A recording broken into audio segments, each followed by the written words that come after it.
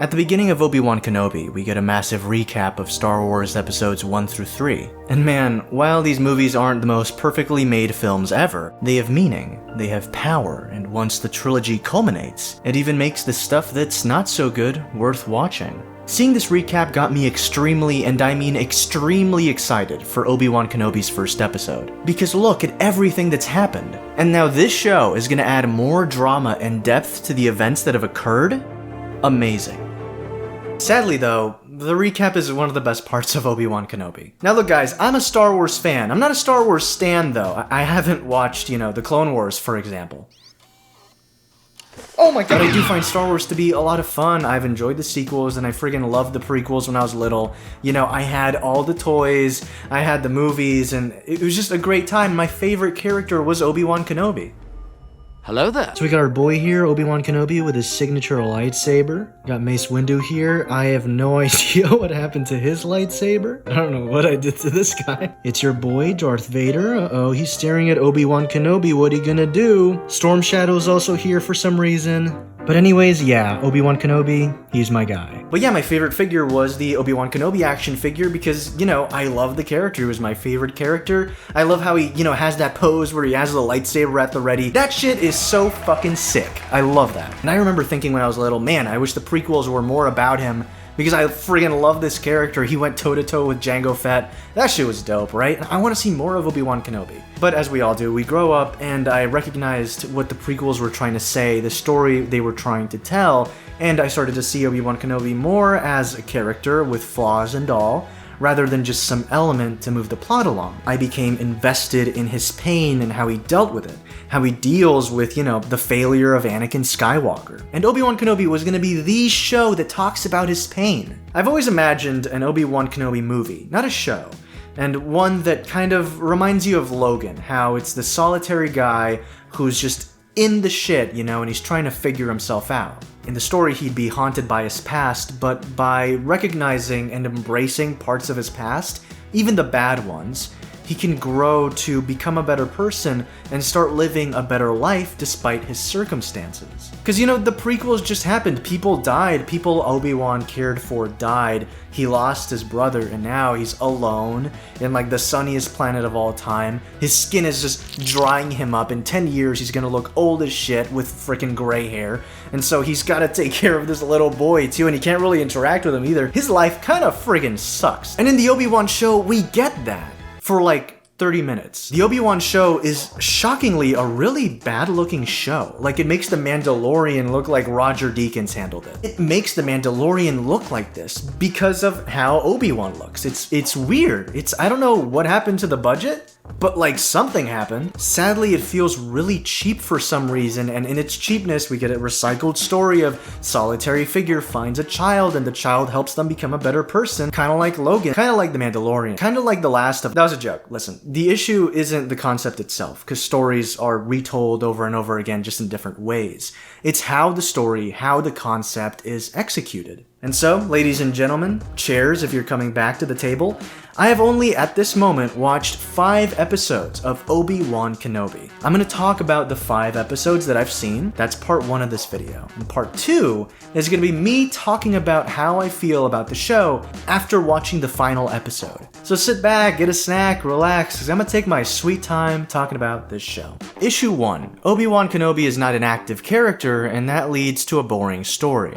Let me explain. These characters, all great, right? Obi-Wan, awesome. Leia, awesome. Darth Vader is looming in the distance. That's wild, right? But what do they all have in common? They all survive the series. When you make a prequel, it's no longer about crafting scenarios where you're like, oh man, will these characters make it out of this? It's how will these characters react to certain scenarios? How will they get out of this? Why do they choose to do certain things? Because we all know in the back of our minds, these characters are safe, so everything has to be about execution. In Obi-Wan Kenobi, the why and the how is executed in a very boring way, in my opinion. In such a way that it kills any form of tension that the show could create. Obi-Wan's reluctant to take part in any event in the episode until the latter quarter of the show. The dude just repeats the same day over and over again, and there's a lot of juice there. Maybe he could decide to want to do something different for himself. The show even sets it up, a Jedi is calling Obi-Wan to help. What are you doing here, Obi-Wan? My name is Ben. You're looking for somebody else. This is his call to action, and he refuses. What about the people that need us? What about the fight? The fight is done. The time of the Jedi is over. The Jedi dude is strung up in town for everyone to see. It's like, oh my god, they killed this guy. What's Obi-Wan gonna do? He's gonna act up, you know? Hey, yo! Not in the sexual way, the violent way. But instead of Obi-Wan having to make a choice, the choice is kind of made for him. There's like another call to action in the form of Bail Organa, Leia's father, essentially ordering him to save her. So it's not really a call to be answered, as Obi-Wan is guilt-tripped into doing the plot of the show. He begrudgingly goes on his way to get Leia, and again, it's not something he wants to do, it's something he's told to do. I'm not the man you remember. Well, you're going to have to be. He's not making any huge choices that deepen his character, he's just not really an active character. The most he does is decide to use the Force, but it's not really a choice when it's either save Leia from falling or let her die. And what makes the first 3 episodes to me so confusing is that it's just a fetch quest to retrieve Leia, and once Leia's with Obi-Wan it becomes almost a road trip movie, which is just such a contrast from what the show started as. What really sours it for me as well is that there's like no time limit. These characters aren't racing against the clock or anything, they're just vibing, and they stumble upon obstacles, they don't really make many choices. Heck, the biggest choice in episode 2, I feel, was when this random scam artist dude decided to just become good and distract Reva so Obi-Wan and Leia can get away. What I feel is one of the biggest choices in the whole show, it's in episode 3 and it's been a highlight for the show, is when Obi-Wan and Leia put their trust upon this dude Freck, who unbeknownst to them is an Empire simp. Now that's an active choice, and the situation they're faced with later on is one they put themselves in, so it's much more entertaining. But then after that, they're rescued and don't really have a choice but to go with Tala, someone who works for the Empire but is secretly resisting it. Issue 2, the story itself and characters aren't utilized properly. Speaking of working for the Empire but secretly resisting it, Moses Ingram as Reva. She's awesome in episode 5, but prior to that, I really didn't buy her. In general, I think everyone in the show is written and directed very poorly. I'm sorry, but that's not my problem. A few moments later.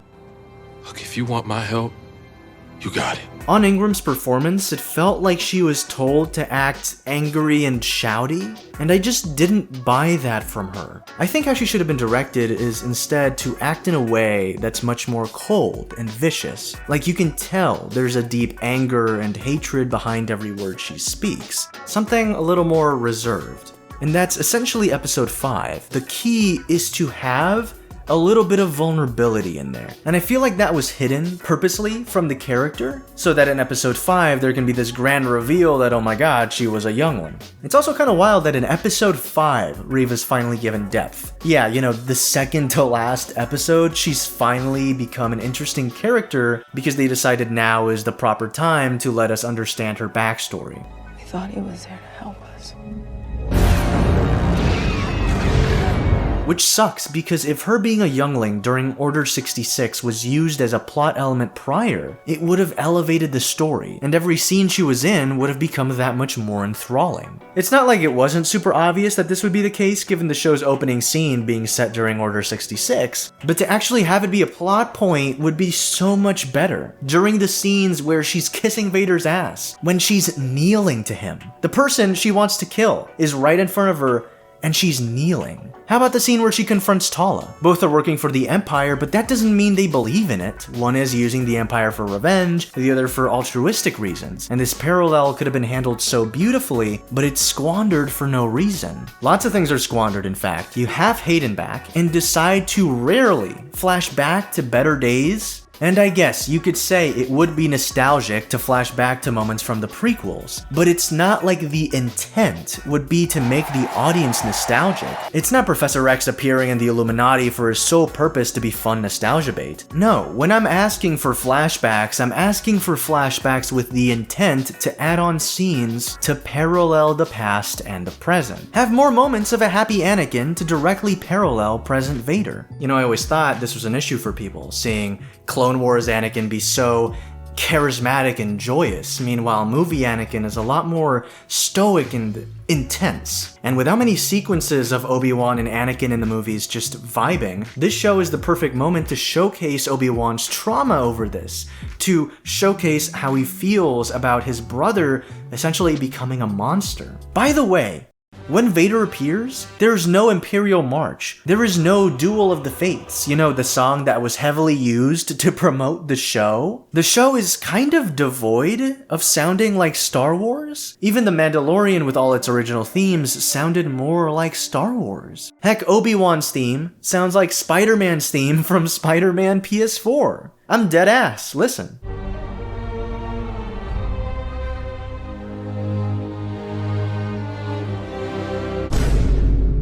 Okay, I'm gonna go out there, watch the final episode of Obi Wan Kenobi. Fingers crossed I like it.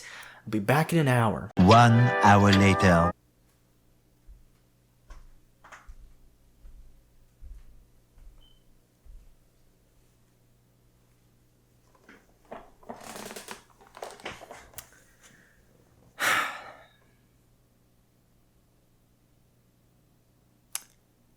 That was a banger. Not only is that the best episode of Obi Wan Kenobi, but it actually is a good episode in general. He even did the thing I was talking to you about. The freaking, where is it? Where's the camera? Hold on, let me just, he was like, I just hit the bed. He even did the pointy thing with the sword. He was like, Anakin, suck my dick. It was fucking insane. Ow. I was talking to the editor of this video.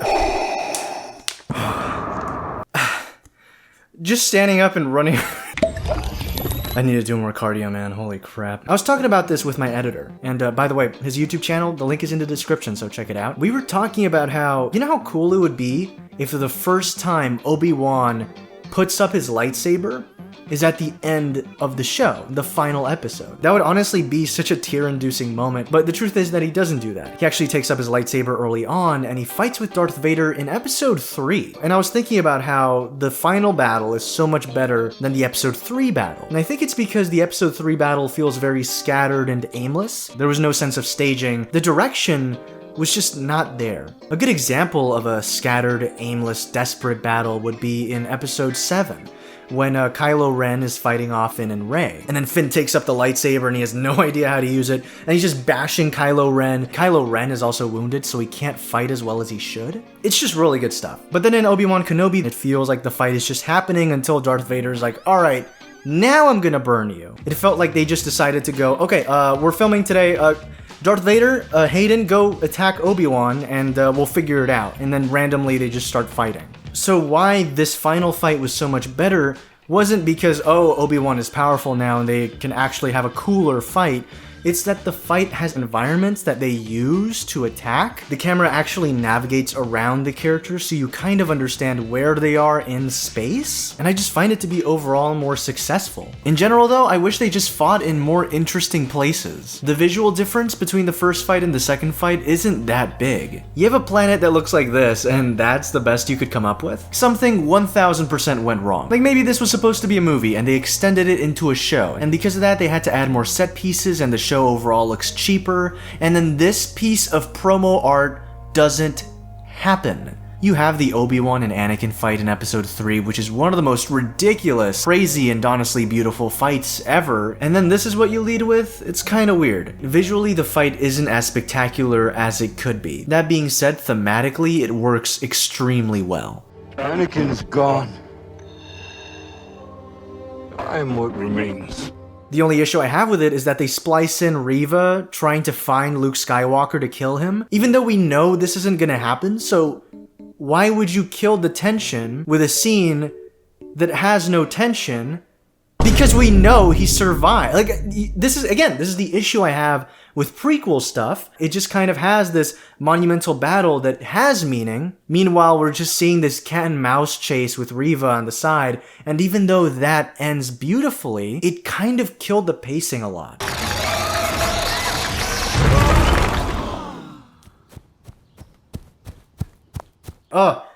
We're cutting from Obi-Wan and Darth Vader to Reva fighting Owen? Reva fighting Owen. Oh, and Baru. Now, there was this scene that genuinely made me fall in love with Star Wars again, and that was when Obi-Wan slices Darth Vader's mask, and we see Hayden Christensen's Anakin inside, and not just that, what I've been wanting for this entire time, we see Anakin talk as Anakin in the Darth Vader suit. I am not your failure, Obi-Wan. That, I'm sorry, Anakin, for all of it. and it ties everything the story has been trying to say perfectly. You didn't kill Anakin. I did. The ending is perfect. The journey to get to the ending? No. And that's a bummer because the way things are tied up is just excellent. But the ride just kind of isn't worth it. Going back to Reva, I love how her plotline ends. It's just this really sad moment. Feel them. You have given them peace. Her acting is great in this scene. Like I said, that pain, that torment that she has, I wish we saw that throughout the entire show, because she kills it here. And seeing Obi-Wan Kenobi kind of back to his old ways, talking a lot more like a master, like a wise man who is genuinely out to help, hearing him say stuff like this. You have honored them, who you become now. It is up to you. Was really, really cool. Let me complain a little more. I wish the show started with a more broken, hurt Obi-Wan, and we explored his pain, we explored the darkness in him, so that there is a bigger contrast between the Obi-Wan Kenobi we see at the beginning of the show compared to the one we see at the end. I wish there was more focus on the fact that he's disconnected from the Force. I wish that was stated more often. I wish there was more plot importance where he tries to contact Qui-Gon. Maybe this is when they capture Leia, and he's like, oh my god, I'm not the person I used to be. Someone help me, please. Qui-Gon, help me. And he gets nothing. This show's skeleton is prime for a good story. So again, it's all about execution. The show, was it executed well? No. Was the ending executed well? I would say so. And sadly, I don't think the journey was worth the finale. Guys, I'm editing right now, and I forgot to mention that they finally play iconic Star Wars music at the end of the episode. So basically, they just hyped up Star Wars music, and they saved it for the end, kind of like a cameo reveal. Anyways, thanks so much everyone for watching the video. Make sure to check out Interstellar Ranger Commence. Episode 2 is chugging along, and thank you so much Anya Arts for this illustration of Hope Griffin. It's beautiful, I love the colors on this one, thanks so much. Thank you so much patrons as well for supporting the channel. Y'all are the absolute best, and remember, if you subscribe and turn on notifications, you will officially become a chair and be a part of the Browntable, which means that you will be trained under Obi Wan Kenobi, and you will be able to access the Force. That isn't a joke, the Force is real, and it's coming. Thanks so much everyone for watching the video, and I hope you come back to the table.